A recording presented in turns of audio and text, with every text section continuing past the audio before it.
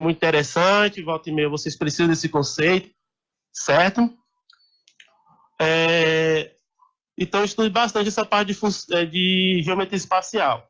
É recorrente, todo o Enem tem questão de geometria espacial. Todo mundo fala também sobre a questão de análise combinatória, estatística e toda aquela parte que também a gente tem aí na parte da matemática. Essa parte tem caído muito também, né, Lucas? Demais, demais. Estatística, todo ano, pô, muitas questões de estatística. E estatística, eu coloco estatística dentro das questões que vocês devem acertar. É obrigação do vestibulando acertar as questões de estatística. Por quê? Tem lá a classificação alto, médio e baixo. Estatística está embaixo.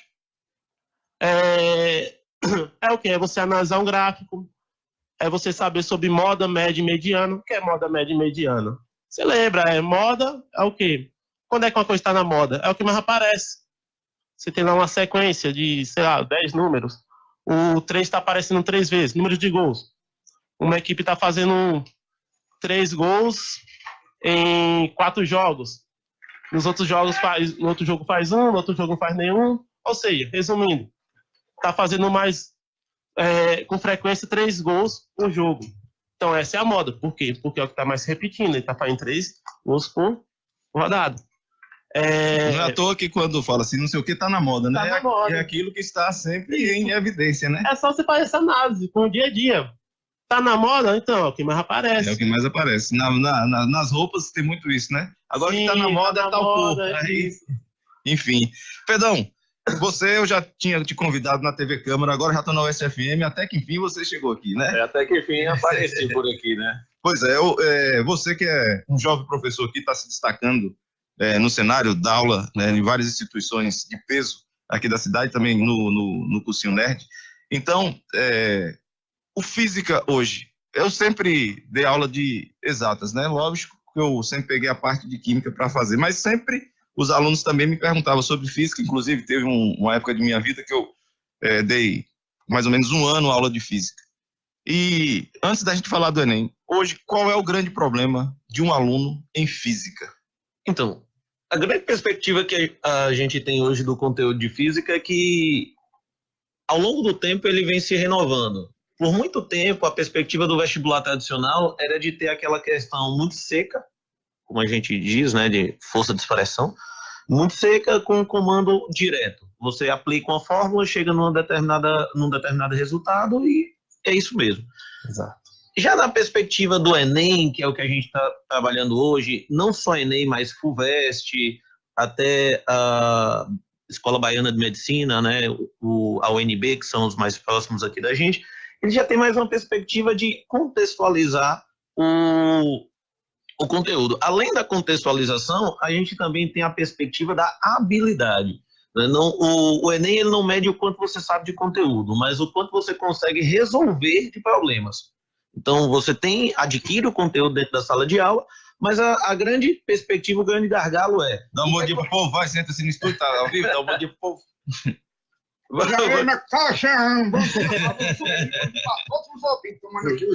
Hoje aqui a gente tá fazendo uma festa, é a invasão nerd, os meninos é tudo inteligente, rapaz. Pois é, me diz aí quanto que é 3 mais 3. 6. 2 mais 2. 4. Quanto 5. que é 2 mais 2 é quanto? Sim.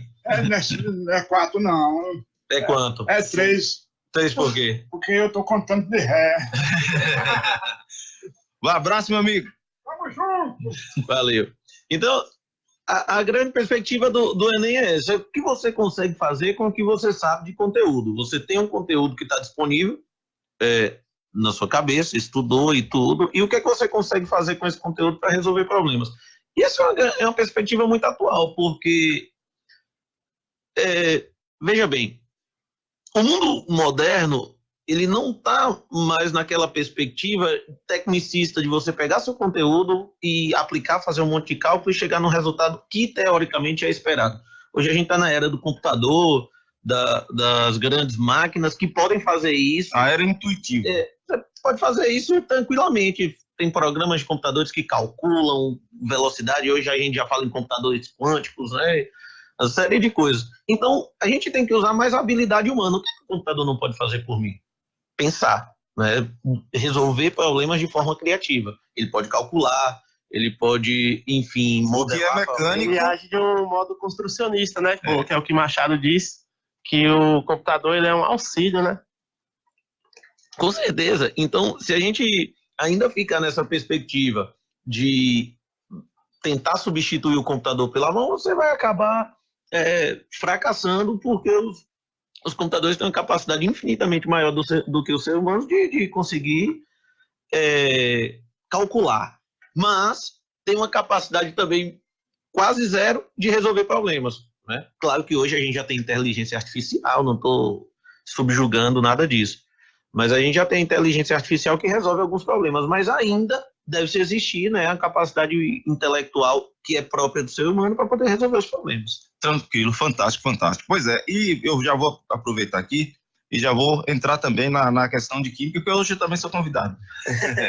Aí eu vou falar aqui para vocês o seguinte: quando a gente trabalha com química no Enem, foi o que Pedro falou, é a sua capacidade de resolver problemas. Então, o que você precisa, na verdade, é uma grande quantidade de repertório de conteúdo para você fazer o link daquilo que está acontecendo. E sempre tendo questões do dia a dia atualizadas, contextualizadas, justamente para o aluno fazer essa, como eu já falei aqui para vocês, esse link com a sua realidade.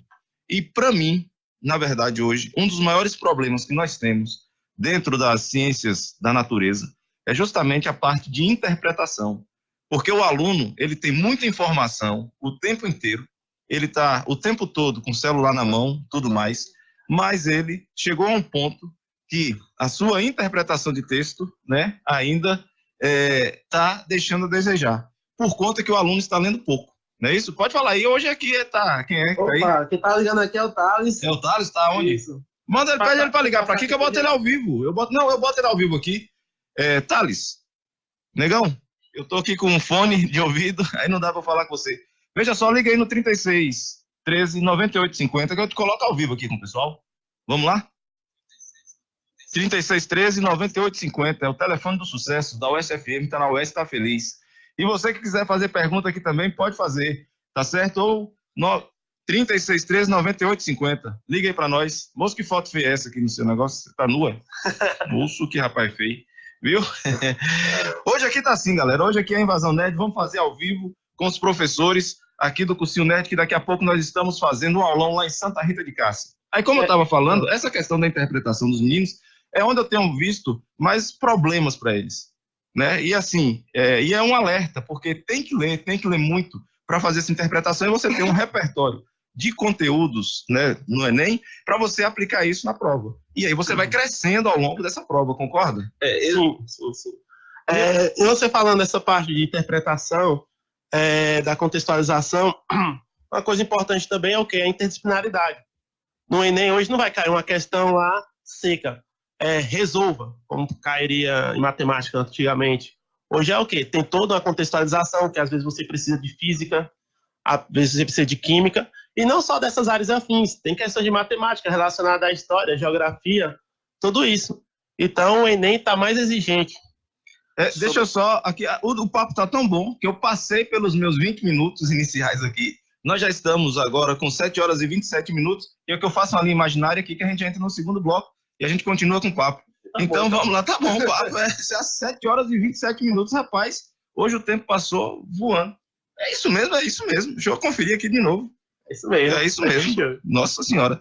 Então vamos lá, vamos agradecer aqui aos nossos parceiros. Dona Bergamota Presentes Criativos, Rua Professora Guilherme Porto, número 66A, com novidades super especiais. E a promoção da semana, decoração, toda decoração, 50% de desconto. Escola Monteiro Lobato Objetivo, Barreiras e Luiz Eduardo, 41 anos de história na educação do oeste da Bahia. Escola Monteiro Lobato, desafio da renovação e a solidez da tradição. Lembrando que nós estamos aqui hoje com os convidados Lucas Alves, William Schelling, que daqui a pouco ele vai fazer ao vivo, Pedro, que está aqui comigo no estúdio também, Thales, que está ligando, acho que ele esqueceu o número, Thales é 3613 9850, tá? E eu, professor Jantassi, também falando aqui sobre essa questão. Vamos lá para o nosso Fica a Dica do Contextualizando. Hoje, de novo, a Fica a Dica comigo, lembrando que é assinado Fica a Dica pela Escola Monteiro Lobato Objetivo e Dona Bergamota, como sempre, para não perder o costume, eu esqueço de botar no computador, fica a dica. Eu fico enrolando o povo aqui, falando no microfone, mas dessa vez eu achei. Tá? Então, vamos lá, fica a dica de hoje no Contextualizando. Fica a dica no Contextualizando.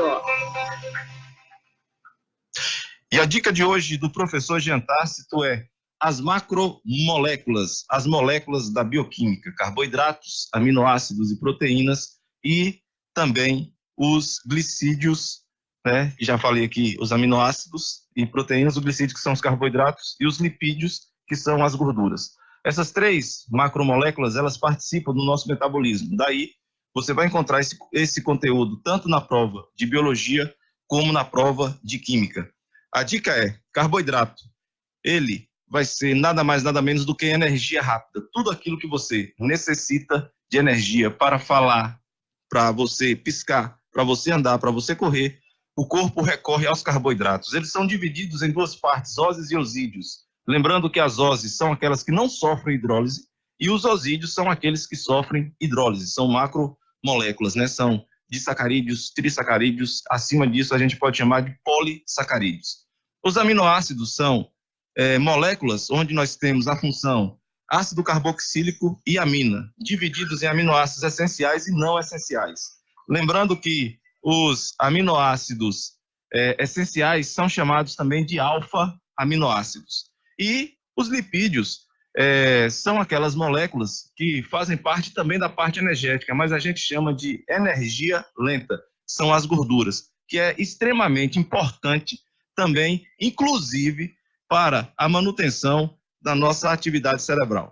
Então, fica aí a dica do professor Jean Tácito, hoje assinado por Dona Bergamota e Escola Monteiro Lobato. O objetivo é o William que está chegando aí. Então, mais um fica a dica para vocês, que hoje está assim. Bora, meu amigo William Michelin, cadê você? Não consegui ligar no fixo, não. Não está conseguindo ligar no fixo? Tá bom, vou ver aqui o que tá rolando. O sinal lá tá ruim, né? E aí, meu irmãozinho, tudo bom? Como é que você tá? Tudo certo? Eu vou tentar colocar você... Manda uma mensagem via WhatsApp aí pra gente, que fica melhor. 99801-9850. Manda 2 dicas aí. Pede ele aí para mandar 2 mensagens aí pra gente. Uma de Thales e uma dele aqui pro WhatsApp da Oeste. Vamos lá, continuando aqui o nosso programa hoje. Hoje tá assim, hoje a gente tá fazendo aqui uma verdadeira festa com a Invasão Nerd, uma animação só. O programa de sábado tem que ser desse jeito, sábado pela manhã. Vamos lá então, continuando aqui com o nosso segundo bloco. Gente, eu vou pedir vocês só um favor, que não pode ter líquido aqui dentro do estúdio. Aí eu vou pedir para vocês deixarem ele fora. Um só, deixa lá, viu? Por favor. É porque não dá para confiar. Né? Vamos lá, Pedrão, continuando aí com a nossa questão de física. Já falamos qual é a tendência, a perspectiva que nós temos de tudo que acontece na prova e os conteúdos. O que é que você está vendo que tem de recorrente do conteúdo?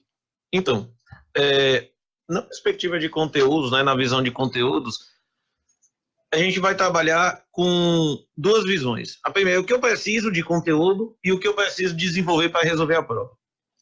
Sempre o conteúdo chave da física é a parte de mecânica. Movimento, como o movimento acontece, por que o movimento acontece, as famosas leis de Newton, né, a ideia da cinemática, que é o movimento, descrição do movimento, a parte de energia também, energia potencial, energia cinética, isso sempre foi o queridinho dos conteúdos em qualquer que seja os vestibulares. Agora tem um conteúdo que é um conteúdo que eu sou apaixonado, gosto bastante, hoje tema da nossa aula lá em Santa Rita, que é a parte de ondulatória. Ondulatória é a habilidade, habilidade 01, né, do Enem, e é a habilidade dentro das ciências da natureza, dos conteúdos de física, que mais caiu.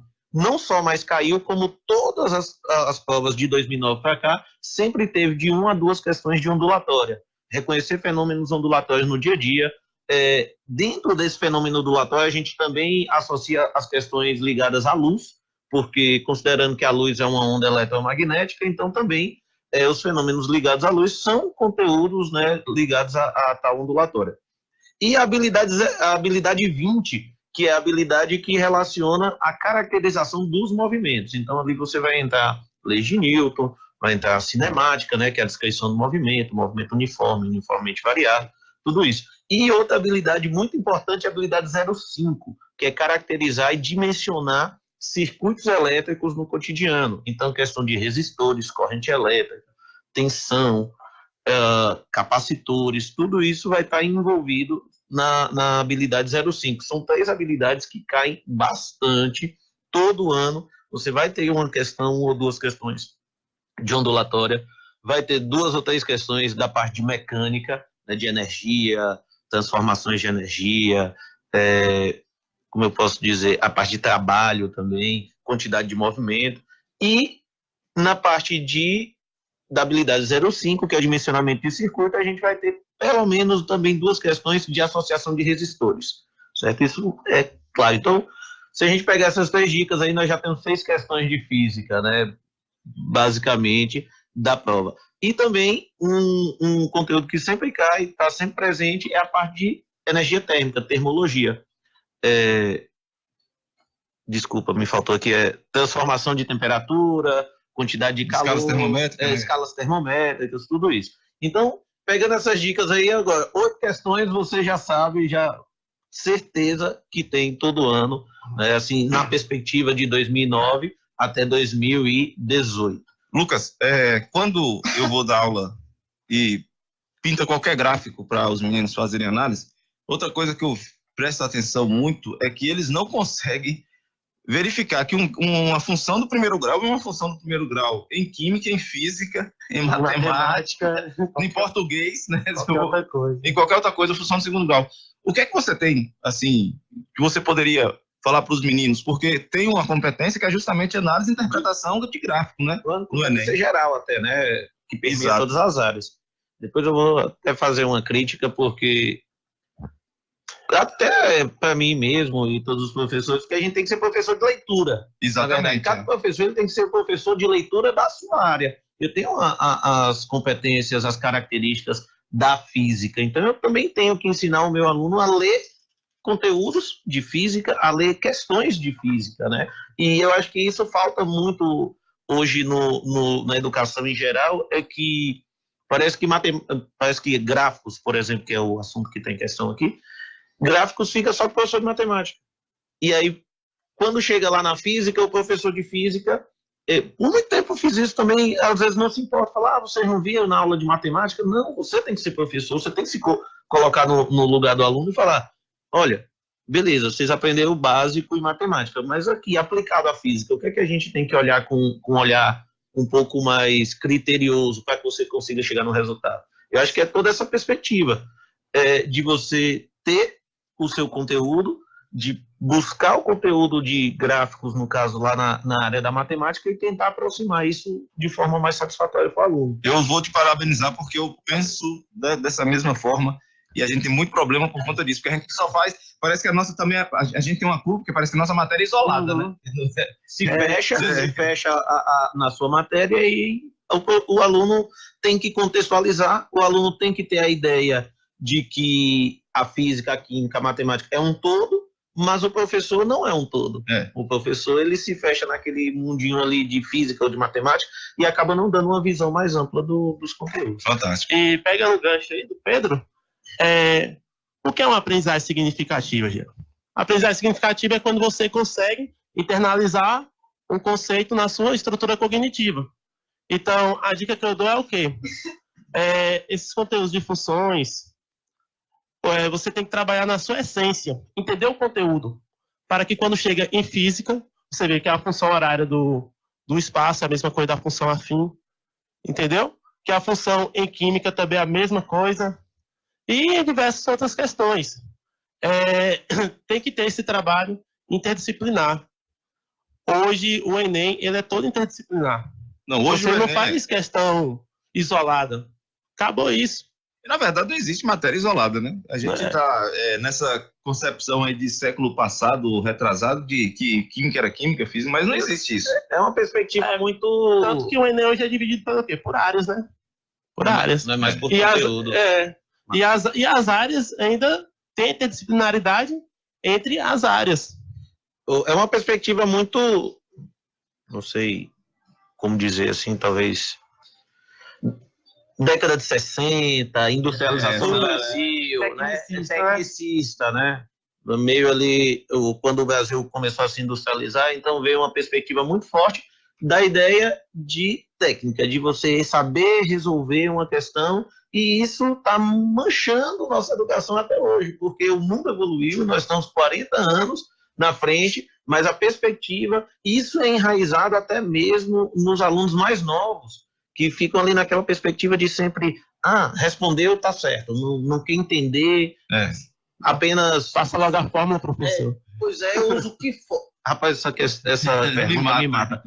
Não faça essa pergunta se você for meu aluno, que eu fico indignado, sabe? Que fórmula eu uso? Não é que fórmula. Você pode usar da fórmula que você bem entender. Agora, desde que você entenda o problema e use de meios científicos para chegar até o resultado, para mim está ótimo. É isso que a gente precisa hoje. Pessoas com capacidade de resolver problemas. A interpretação, né? E outra. Aí fala, Pedro, por que eu estudo física? Você estuda física aqui para passar de ano, mas quando você desenvolve a habilidade de resolução de problemas, você aplica isso onde você quiser. O mercado de trabalho está aí, cheio de problema, doido para que pessoas novas, com coisas, com questões inovadoras, consigam resolver os problemas que estão postos, e muitas das vezes o aluno acha que tem uma resposta pronta para qualquer coisa. Verdade. Esse leão aqui é o William que está mandando? Ele mesmo, né? Tá certo. Beleza, porque não tem aqui. Ele mandou umas dicas aqui. Pois é, eu vou passar aqui agora para os nossos ouvintes, né? Botou um leão, rapaz. Leãozinho. Leãozinho, né? Tá mais pra gatinho do que pra leão. Não sei não. Vou aqui agradecer aos nossos ouvintes que estão aqui com a gente na Oeste FM. Eliane Rodrigues, do Rio de Ondas. Ótimo dia para todos vocês. A galera aí do Facebook, né? Nós estamos aí com Cristiane Ferreira, aqui entrando, Eliane Sol, Giovana, Joelton, Caetano, Jefferson, isso é de Wilson, eu acho que é isso mesmo. Pessoal, então, muito obrigado pela audiência de vocês aqui, tanto lá, tô no Facebook ao vivo, né, Jean Tácito Ferreira, que eu tô usando a minha página pessoal, que eu tô fazendo os testes de áudio aqui, eu não quero colocar no contextualizando ainda, mas enfim, vamos lá, vamos ver aqui o que o nosso professor William Tales, a galera tá mandando aí pra gente, lá direto de Santa Rita. Bom dia, galera de Barreiras, pessoal da região de Santa Rita de Cássia. Aqui quem fala é o professor Thales, professor de Biologia do cursinho Nerds. Estamos aqui em Santa Rita de Cássia para o grande aulão do cursinho Nerds. E a primeira dica para vocês agora vai sobre os efeitos ambientais, como aquecimento global, inversão térmica e efeito estufa. Você vai sempre procurar na prova aquilo que diz que os efeitos ambientais, eles são efeitos naturais e eles não são gerados pelos homens, mas apesar de ele ser um efeito natural, ele é apenas agravado pelo ser humano. Então, não se esqueça, são efeitos naturais que são apenas agravados pelo homem. Tá aí, galera, fantástico. Meu amigo Thales já tá lá em Santa Rita preparando esse aulão. Dica para você aí, né? Sobre aquecimento global, efeito causado pela ação antropogênica. Vamos lá, meu amigo Lucas, continua que a gente estava falando, né, aí sobre... Deixa eu falar, antes de você falar, deixa eu chamar aqui. Rapaz, eu tô falando que hoje o tempo tá passando, tá voando, já são 7 horas e 43 minutos, nós só temos aí 17 minutos para o final do programa. Parece muito tempo, né, quando a gente fala 1 hora, mas passando rápido e com tanta coisa assim para fazer. Então vamos lá. Fechando aqui o meu segundo bloco, como sempre, agradecendo aos parceiros da Escola Monteiro Lobato, Objetivo, Barreiras e Luiz Eduardo, 41 anos na educação do Oeste da Bahia. Escola Monteiro Lobato, o desafio da renovação e a solidez da tradição. Dona Bergamota Presentes Criativos, Rua Professora Guilherme Porto, número 66A, com novidades super especiais, promoção da semana, toda a decoração da loja, toda a decoração, né, todos os artigos de decoração da loja, com 50% de desconto. Pessoal, aviso aí de utilidade pública. Projeto Faça uma Criança Sorrir. Nós estamos na última semana do projeto, então, por favor, chegue lá na Secretaria da Paróquia de São João Batista, que é a Igreja Matriz de Barreiras, ou lá na Dona Bergamota, que é um ponto de coleta, ou também na própria igreja, e doe, né, brinquedos em bom estado, aquele brinquedo que seu filho não brinca mais, mas que dá para uma criança ainda brincar, e faça uma criança sorrir, porque dia 12 de outubro é o dia de Nossa Senhora Aparecida, também o dia das crianças. Então, doe brinquedo em bom estado para a paróquia de São João Batista e faça uma criança sorrir, tá? Participe dessa ação de utilidade pública aí. A arrecadação, Igreja de São João Batista, que é a matriz, Secretaria da Paróquia de São João Batista, e na loja Dona Bergamota, pode passar lá e deixar o seu brinquedo. Essa é a última semana, né? Então, assim, no dia, eu quero estar aqui agradecendo a todos no próximo sábado. Dona Márcia, que é a mãe do Padre Felipe, ela que encabeçou esse projeto, ela que é a idealizadora. Então, por favor, faça essa ação solidária, essa ação cristã, doando um brinquedo e fazendo a criança sorrir. SOS Mamãe, um projeto de amor. Doe fraldas descartáveis, lenços umedecidos, roupas de bebê, conjunto pagão na Secretaria do Grupo Espírita Joana de Ângelo, e participe do projeto SOS Mamãe. Chegou aqui agora, bem na hora, a dica Dona Bergamota de decoração. Eita, eu esqueci de mandar aqui também a pílula filosófica, está chegando, tá? Aqui, obrigado, meu bem, né? Dica de decoração, e mande um beijo para sua esposa. Estou mandando. Beijo, minha esposa linda, Josimara Ribas. Tá aí já trabalhando desde cedo, minha ouvinte fiel aqui, tá certo? Então vamos lá, a dica de decoração Dona Bergamota. Então com vocês, fique a dica de decoração Dona Bergamota. Fica a dica no Contextualizando.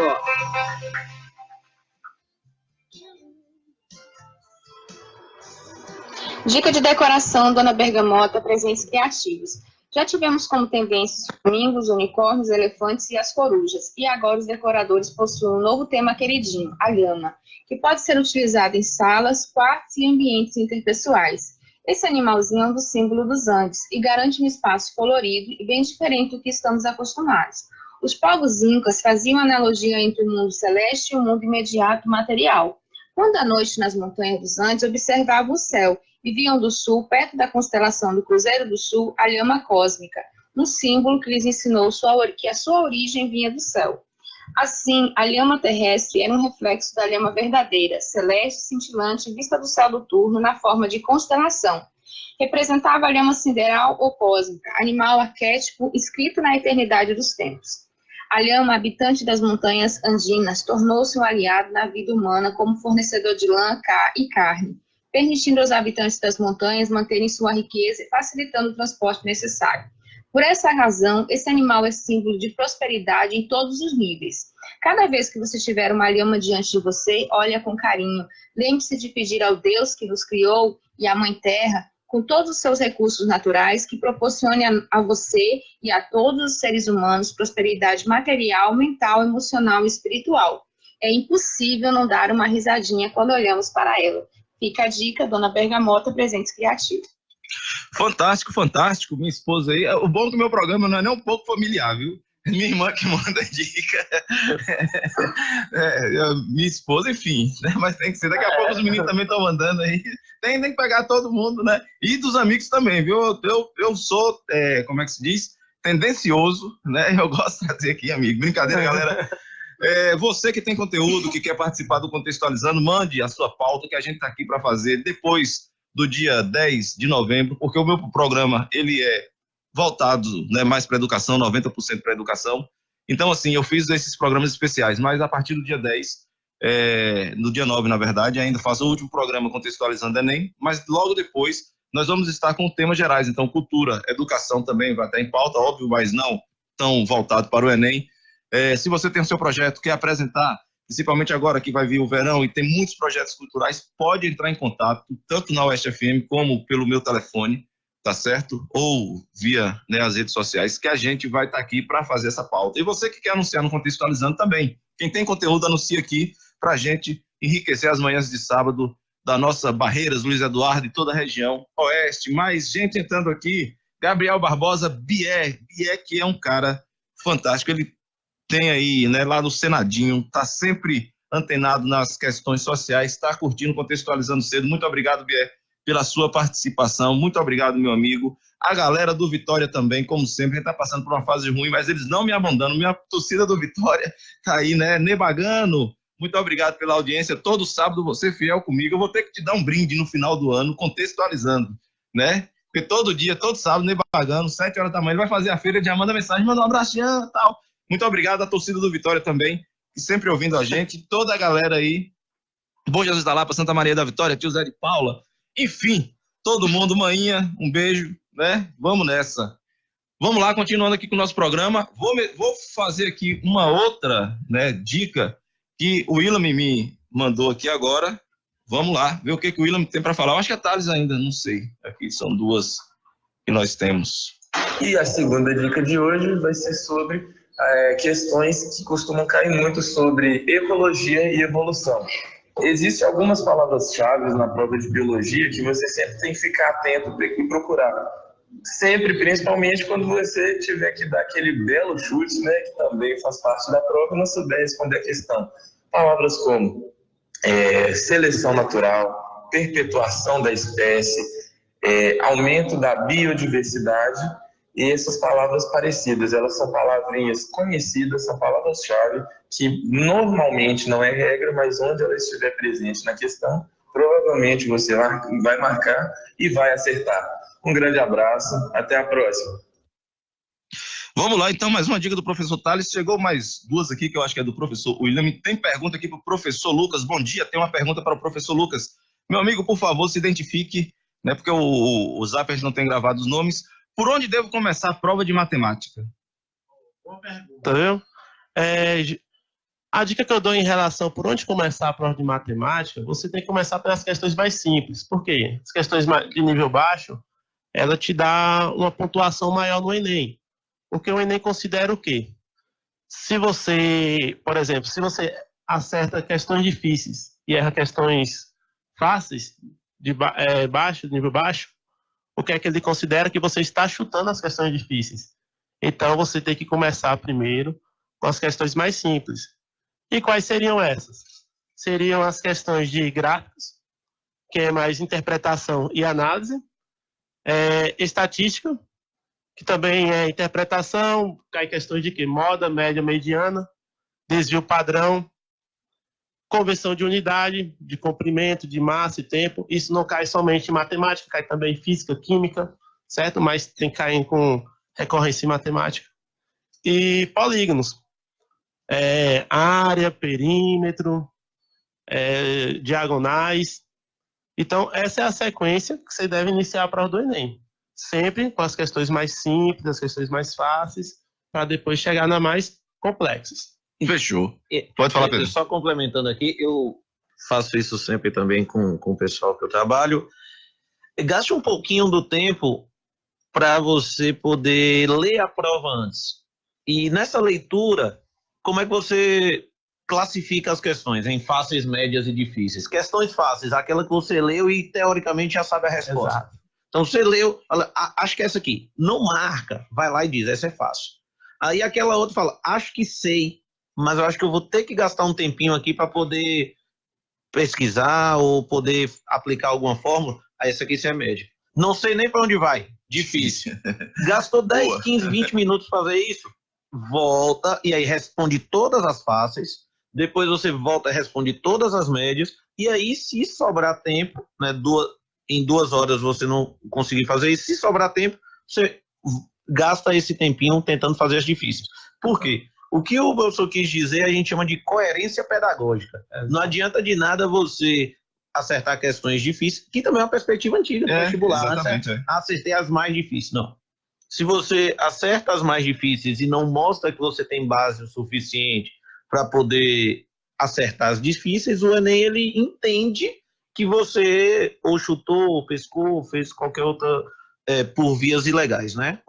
E isso se reflete na baixa da nota. Então a ideia é, monte sua coerência pedagógica. Questões fáceis, questões médias, e aí se deu o luxo de responder as questões difíceis. Pois é, isso acontece bastante, né? Do aluno pegar e ficar ali, o candidato no caso, ficar preso na questão difícil e deixar, perde muito tempo na questão difícil, às vezes acaba errando ainda, e deixa de fazer 1, 2 questões fáceis. pense que você está fazendo uma prova que é uma prova com tempo, você não está fazendo desafio. O Enem é estratégia. É estratégia. O Enem é estratégia. Você gasta esse tempo quando você vai fazer um desafio em casa, que você vai na rua e pensa, volta, tal. No Enem não tem como você fazer isso. Eu digo que se você passou mais de 3 minutos na questão, esqueça ela e passe para outra. Enem tem que otimizar o tempo. Tem que otimizar o tempo. Vamos lá aqui, porque senão se a gente não colocar o nosso professor William, ele vai retar com a gente quando a gente chegar lá hoje, viu?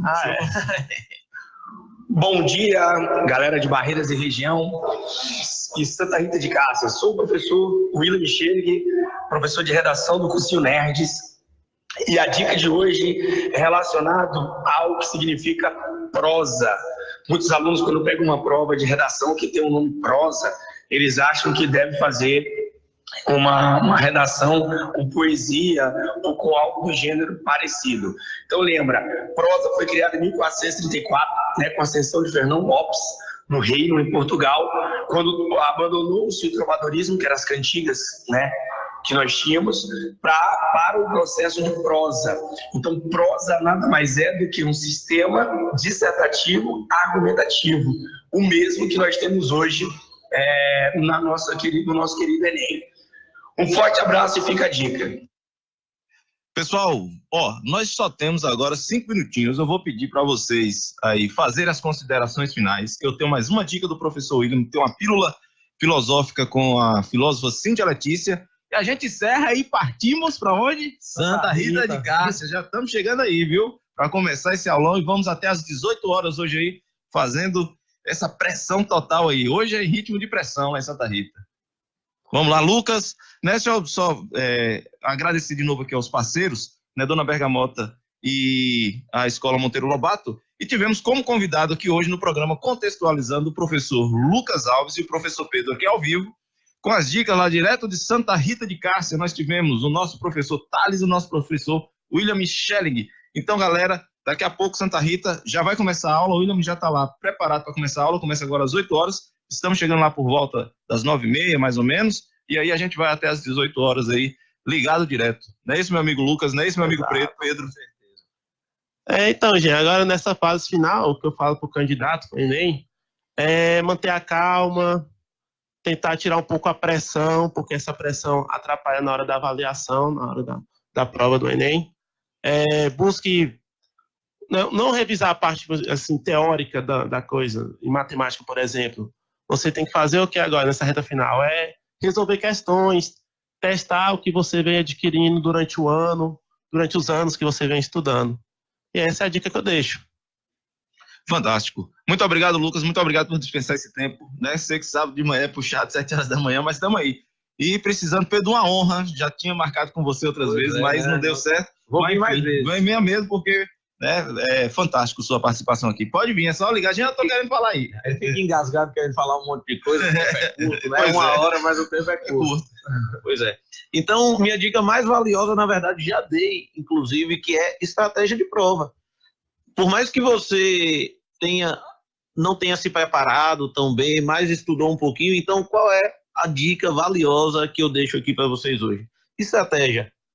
Se habituem a responder questões, como o professor acabou de dizer, para que você possa, quando chegar na hora da prova, ter noção de quais questões são mais fáceis, quais questões são mais difíceis, para você montar a sua coerência pedagógica. Uma coerência pedagógica bem montada, respondendo as questões simples, médias, vai lhe render uma nota muito melhor do que se você ficasse se debatendo em questões mais difíceis. Então, treine isso, responda os Enems anteriores, tente identificar quais são as questões mais fáceis e ataque-as com uma energia maior. As questões mais difíceis, Pedro, e as difíceis? Deixa para depois. Vamos otimizar o nosso tempo, vamos fazer a prova com inteligência, que é isso que o Enem quer da gente, gastar a nossa inteligência para resolver um problema, não só as questões. O próprio Enem já é um problema. É verdade. Então a gente tem que gastar o nosso tempo ali respondendo ele de forma o mais inteligente possível. Agradeço vocês dois. Vamos aí à última dica do professor William Micheling. E aí temos a pílula filosófica e hoje a gente encerra, Professor William aqui de novo, pessoal. Segunda dica de hoje. Um texto dissertativo, ele não pode ser confundido com um texto informativo. Muitos alunos aí estão fazendo textos informativos e achando que estão fazendo redação.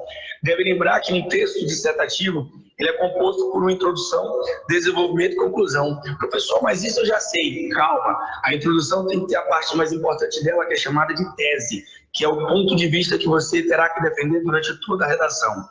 E esse ponto de vista, chamado tese, ele tem que ser defendido por 2 argumentos ou 3 argumentos. Para cada argumento que você coloca, é um parágrafo de desenvolvimento que você deve colocar.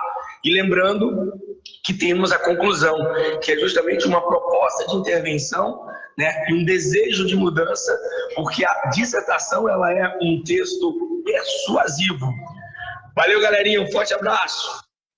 Pois é, tá aí, professor William Schelling com a sua dica de redação, né? As 2 dicas. Gente, muito obrigado. Vai ficando por aqui mais um programa Contextualizando. Aproveitar e agradecer mais uma vez aos meus parceiros, Escola Monteiro Lobato Objetivo, Barreiras e Luiz Eduardo, 41 anos de história na educação do oeste da Bahia. Escola Monteiro Lobato, o desafio da renovação e a solidez da tradição. Siga o Instagram da Escola Monteiro Lobato Objetivo, @Monteiro Lobato Objetivo, e fique por dentro das tendências, novas tendências da educação. Lembrando que na Escola Monteiro Lobato Objetivo já foi implantada esse ano as metodologias ativas. Quer saber mais sobre as metodologias ativas? Vá lá na Escola Monteiro Lobato, converse com a nossa coordenadora Maria Vera Lúcia ou com a nossa diretora pedagógica Tânia Manfredini, para você ficar por dentro do que é. E essa semana foi show de bola, né? A gente apresentou aos pais, né, metodologia ativa, né? Dentro da metodologia ativa, a ferramenta TBL, que é muito interessante.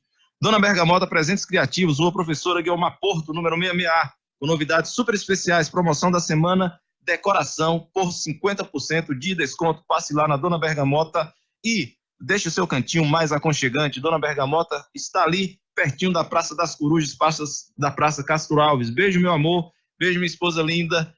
Já mandou aqui, né? Pronto, agora já tá hoje lá em casa. Muito obrigado a participação de todos vocês. Vou mandar aqui agora, né, a nossa pílula filosófica com a nossa filósofa Cíntia Letícia, do Filósofo Reflexão, né? Fique aí com vocês.